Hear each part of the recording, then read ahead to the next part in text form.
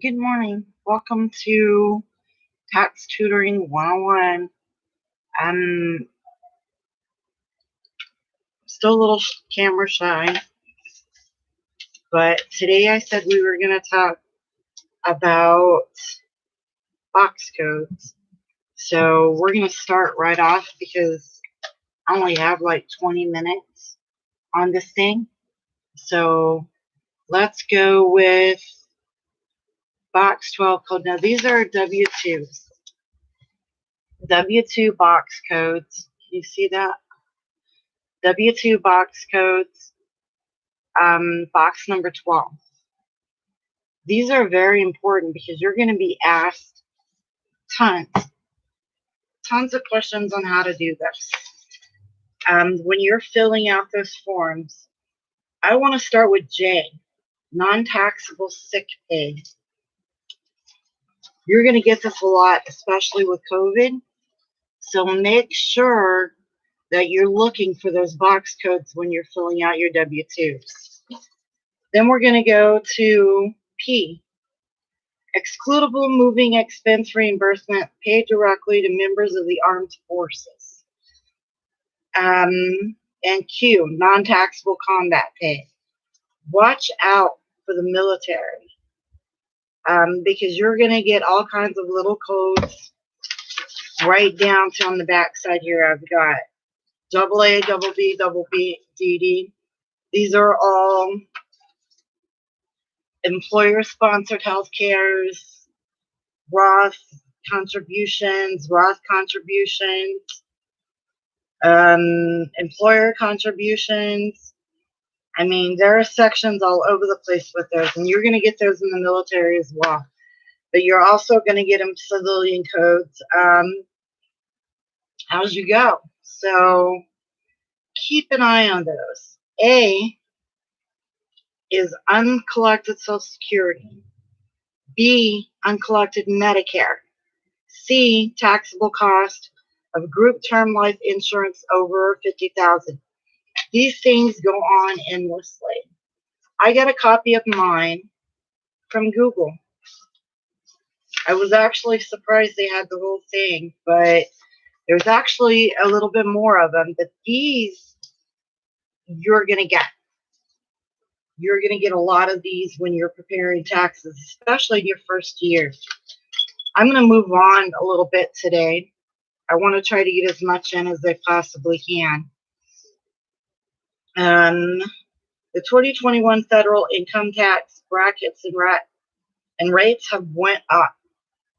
The standard deduction, of course, they go up every year, but the standard deduction for single filers will increase by $150 and by $300 for married couples filing jointly. Now, I haven't gotten to the business aspects of this yet. We'll do small business later, but we still have up until December the 15th before we're actually in office. So let's start with this one. The 2021 standard deduction for dependents is $1,100. The sum of earned income plus $350, whichever is greater. That meaning the dependent that you're taking care of, that's not the child tax care credit. The child tax care credit we know is going to be $3,600. But that's going to be if they took payments or if they opt out. There'll be probably a questionnaire for them to fill when they come into the office. Might be a good idea. That way that we can see how much money they've actually taken instead of everybody trying to get that $3,600. Because not everybody's going to get it. The payments were $300, I believe. Yeah. If it was over the age of 5 and under the age of 17. Under the age of 5, I did that backwards. Over the age of 5 is $250. Under the age of 5 is $300. That's if they chose to do that. But if they chose to opt out and get it all at the end of the year, it's $3,600. A lot of this COVID is changing the way we basically do taxes. It's changing our format. They're adding stuff continuously. There is a thing on the IRS site where you can go and you can add e-wire. You can add tax referrals. These are all sites that can help you with updates as you go throughout the year. I get probably about 10 of them a day and from the e-wire, and it's good information. Now you're not going to need all of it. You're not. And most of it you will, but read it and see what happens and what you think you need. Now, if you need anything, yeah, I agree. I first got my first response. Yes, I agree. It's going to be a tough year. Any tax pro out there who's not out of their mind already, it's going to be a tough year. Every time I turn around, it changes. The standard deductions are going to be pretty same. I'm going to do this. I said I was going to do it on Mondays. It doesn't look like that's going to happen. Mondays is a busy day for me. So Tuesdays and Thursdays at 11 Mountain Standard Time.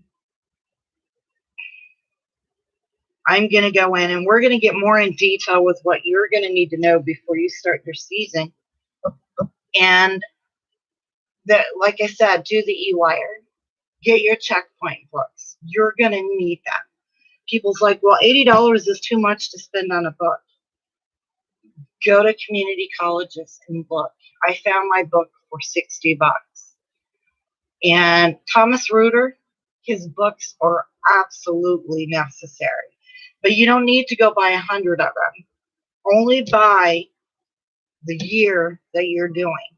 Like if you're doing this year, it would be the 2021 Thomas Reuter Check Finder. And then save that book. And then save, but what I like to do is I like to get the Allstate Quick Finder, because you're going to get people who live out of state, people from Texas, Virginia, Pennsylvania. Their taxes are completely different. Some don't have state taxes, but once they cross over that threshold from federal to state and they move to a different state, and remember, I'm talking civilians here, not military. Once they cross over, then you're going to have to define the both. Because if they're coming from a place where there's no tax into a state that has tax, then you're going to need to maybe ask for help, which is what I did my first year. I had a lady come in, and she was from California, moved to Virginia, moved back to Oregon, and then moved to Colorado. All 4 places she worked. It took me almost 3 hours to get all of her stuff together. Not everything or every tax can be done in an hour. And this is for the regular people. Yeah, you, Jamie. This is for the regular people at home wanting to learn how to do this. Keep in mind, it doesn't have to be hard. There are plenty of us out there to ask for help. There are thousands and thousands of tax pros. All you got to do is pick up a phone and say, I need help. I'm a tax professional. I need someone with a little bit more experience. And there you go. You're going to get help from somebody, somewhere. Now, I am not a master yet, but I will be. That's my goal. I am what they call a senior. And that position, I'm going to stay until I've learned and crossed over the realm. And I've got 2 more years to do that. So in 2 more years to be a master, I'm going to learn as much. And yes, Tanya, everything you get except for notes that you save. If you get, I have, for example, publication 17. Let me show you here. Publication 17. In a notebook. Cheap notebook I bought, completely saved. My new book. Oh, it's heavy too. And I have publication 334, publication NOL, publication 554. Publication 334 is interesting. It's for small business. It's for small businesses. And if you get some small account, some person who wants to come in and add a 1099 for an employee, if you don't quite understand it, please ask for help. Schedule C's are going to come at you no matter what you do. They're going to come at you. And when you do, if you don't understand it, ask. Because if you don't complete it right and you don't fill the due diligence right, it's going to be rejected. Same thing with the name. I can't stress that enough. If, for example, I'm going to write this down really quick. If the Social Security number says Michael, let's just say Mike, it's easier. Mike, Anthony, and I probably spelled that wrong. Mike, Anthony, Trey, Torres, right? Okay, and the client comes in and fills out his paperwork, and he just writes Mike Torres. What do you think's going to happen to that W-2? What do you think's going to happen? You can't even see my orange, can you? I need to get some darker highlighters. But if the Social Security says Mike Anthony Trey Torres, when you're filling out the head name on that, look at the Social Security name. Because some people will come in, oh, I'm Mike Torres, and you may know them from your neighborhood or regular clients, or they've come in a few times and had to cancel and come back. So you're assuming their name is Mike Torres. Well, guess what? It's not. Their name is Mike Anthony Trey Torres. What is on that Social Security number and their address? And I can't stress it enough. Let them know when you're getting that phone number that if that phone number is a business number or if it's a office number, I may never be able to reach you there. I need a number where it's direct contact, because in the event something does happen and they get rejected and you can't reach them no matter what you try. Send emails, no response. You can send this, no response. And I've had this happen. And they've literally come in, well, why haven't I got my taxes? Well, I can't reach you to tell you that it was rejected for so and so reason. So make sure, and like I said, I can't stress it enough, that name and Social Security number are validated. Address, phone number, validated. I got to get over being camera shy. Sorry.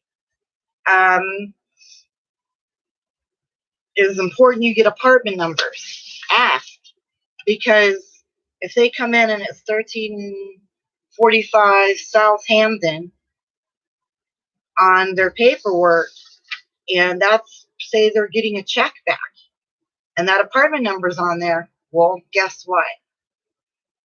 Always ask if there's an apartment, even if there's not. Just say, I'm making sure. And like my driver's license doesn't have my apartment number, but they have it there, so I know they have it.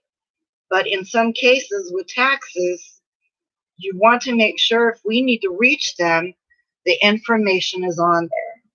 I'm going to go back to box codes for a minute. Box codes are very, very important. And there are box codes for just about everything form. I mean, if you're filling out a 1099R or 1099G, there's going to be box codes. And I would literally have to sit here for days. So, yes, Jamie, if you need a specific box code and you can't find it, you got my email. I'm going to be here on Tuesdays and Thursdays. Military and clergy is a whole different thing. Trey, military and clergy are two different things. You're talking about getting into a whole different scenario, and you're not ready for that if you're a beginner. You can start when you start doing your testing and you start doing, don't be afraid, put in military and clergy and do those. I'm not saying with your testing, I'm saying separately. They have separate classes that you can do those with. I myself got them through the company that I worked through, and I also got some with IRS. Eventually, in 3 years, I'm going to be completely, if I have my way, completely in the military and clergy, among a few other things. But that's my choice. I mean, that's something that I'm kind of going for to find out. I don't know how many minutes have I used. So I have 4 minutes left. You're only allowed 20 minutes to do this. So the next one, the next series that we're going to do is the old favorite fun thing is scenarios. I struggled with those. Even when I took my primary tax exam, I struggled. And let me tell you why. Because they put so much information into the tax exam itself, into the scenario. Let's say Joe Walters. Joe Walters is a regular man who works and makes $45,000 a year. Well, what would he need to file with? I mean, he's not self-employed. He's working in a regular business. He's not working for LLC. I mean, there's so many companies out there now. Let's just say Joe Smith is making $47,000 a year. Joe Smith, $47,000. Let me write that down too. That helps me when I write it down so I don't forget. Joe Smith, $47,000. That's all he's got. He has no IRAs, no retirement. He has no military, no clergy. That's it. Or that's his wages. You're going to take that and you're going to minus the standard deduction. He has no kids. He has no wife. Joe Smith is a lonely, lonely man. Standard deduction is, well, it's going to be this year because it went up. So let's say, let me put my glasses back on. Standard deduction, $1,255, up to blah, blah, blah. 25. So it's 25, 100, blah, blah, blah. Doesn't really say on here. It cut it off. So 24, it was 24,800 last year. We know that. So then they added up to another 150. So 150. So now it's 24,950 unless they change it again. So you're going to minus that 24,950 from the 47,000. And that's going to be his taxes. But keep in mind, what if Joe Smith is 65 years old?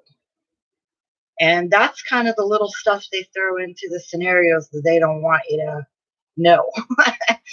And it took me a while to really understand, okay, well, Joe Smith's wages is $47,000. His standard deduction is $24,950. Well, what does that leave? He has no IRAs, no deductions, no dividends, no this, no that. So by the time you're through with him, let's just assume by the time the IRS is done, let's just throw a number out there. Let's say 3,000. 3,000 is what this man's going to get back. And why is that? How could I come up with a number like that with just these two numbers? So let's, Trey, stop it. You're being funny. Yes, I know I have a little allergy thing going on. I'm sitting beside the window. I think I'm getting a little bit more comfortable with this computer. Said I need a new laptop.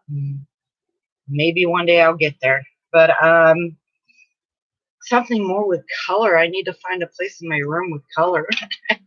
But you guys, Terry, welcome aboard, but we're about to end this because I'm running over.